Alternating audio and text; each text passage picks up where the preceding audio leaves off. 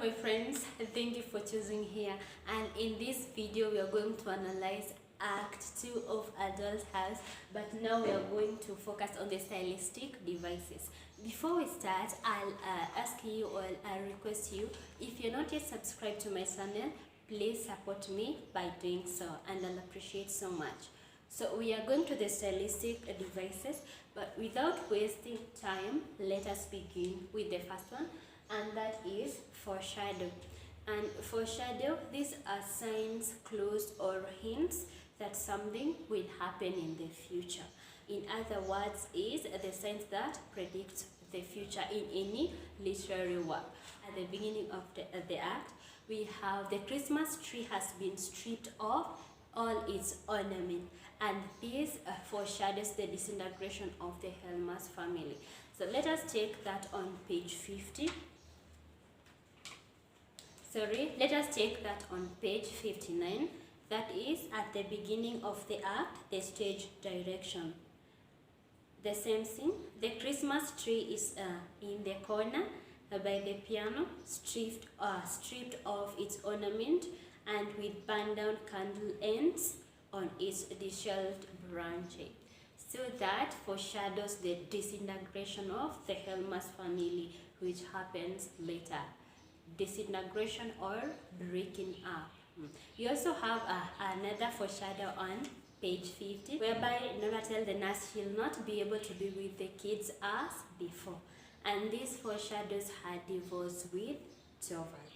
So let us take that on page 50, and in the middle, yes, but nurse, I shall not be able to be so much with the kids as I was before. That is foreshadowing. The next is soliloquy, and remember the definition of soliloquy. We said that this is a style where the character who is alone on stage thinks aloud or expresses her thoughts aloud. The character has to be alone on stage.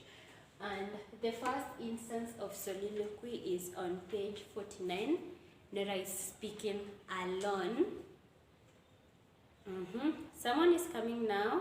No, it's no one. Of course, no one will come today, Christmas Day, nor tomorrow either, but perhaps.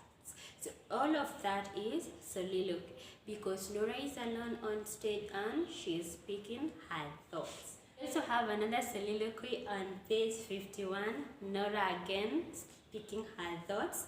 That is after the nurse left.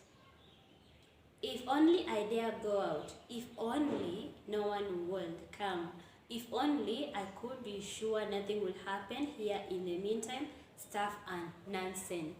It is that continuation of the soliloquy.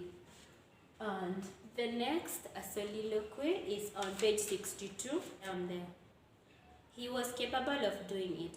He will do it. He will do it in spite of everything. No, not that. Never, never.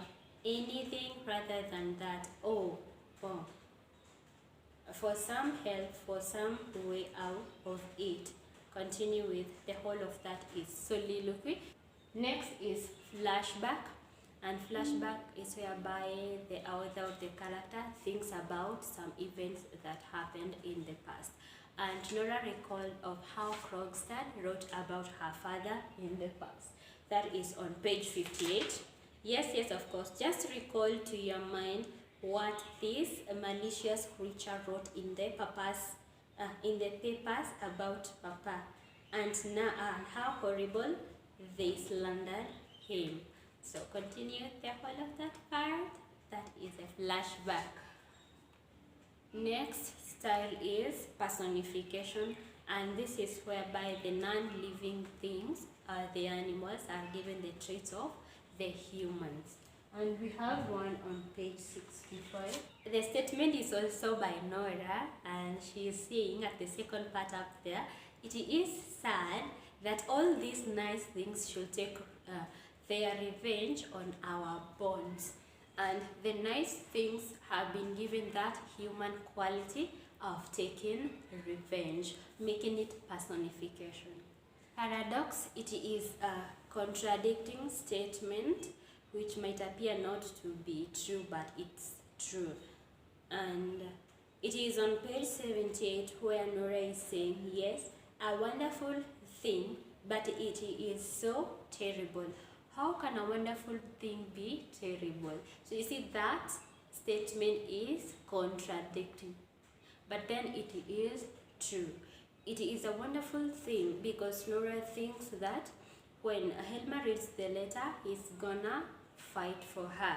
But then the terrible thing is that she thinks that her husband's name is gonna be tarnished. The next style is sarcasm, and this is the use of words to say the opposite of what you mean in order to be unpleasant or to make fun of someone.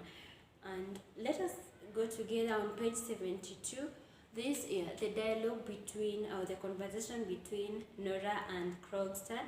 And Nora is saying, Mr. Krogstad, a little respect for my husband, please. And Krogstad is responding, certainly, all the respect he deserves. Do you think Krogstad meant that? Actually, no. He was trying to be sarcastic. And again, on the same note, more than you could ever teach me. And Krogstad is saying, yes, such a bad lawyer as I am. So those statements are sarcastic. And also I want you to take note of stylistic device, which can be easy, the rhetorical questions, and those questions which don't require any answer.